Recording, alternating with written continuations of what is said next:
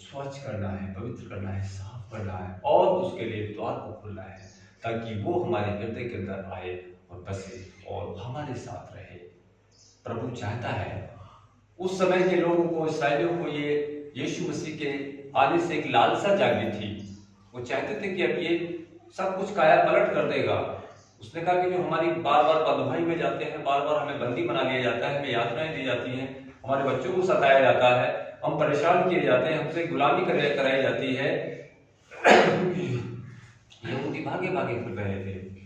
उनको आशा हुई कि कोई राजा, वो ऐसा पढ़ते थे तो वो ये समझते थे कि एक उद्धारकर्ता आएगा, एक राजा आएगा, एक पराक्रमी राजा आएगा और वो उनके लिए इन सब कामों को करेगा। वो दुनियावी तरीके से सोचते थे।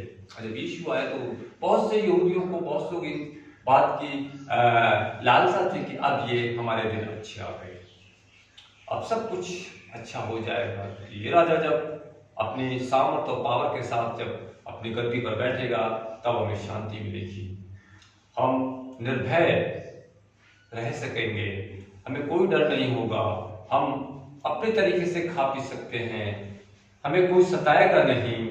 और रोमी साम्राज्य जो उनके ऊपर राज्य करता था उस समय, उनसे वो पलटा लेगा या उनको वो मारेगा, उनको खदेड़ देगा। ये ऐसी उनकी अपेक्षाएं थी यीशु से।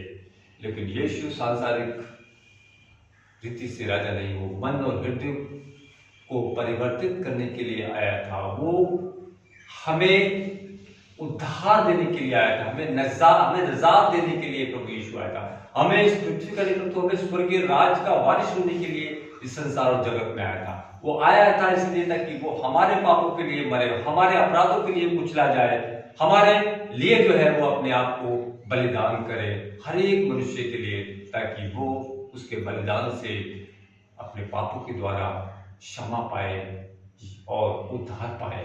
प्रभु यीशु मसीह इसलिए आया था, इसलिए नहीं आया था कि वो किसी से युद्ध करे, है ना। उसने कहा कि मेरा काम युद्ध करना नहीं है। यीशु मसीह को जब पकड़ाया गया तो बहुत से लोग, सैनिक झुंड बांध के तलवार ढाले लेकर जब उसको पकड़ने आए तो उसने कहा तुम कैसे मुझे चोर डाकू की तरफ पकड़ने आए हो, है ना।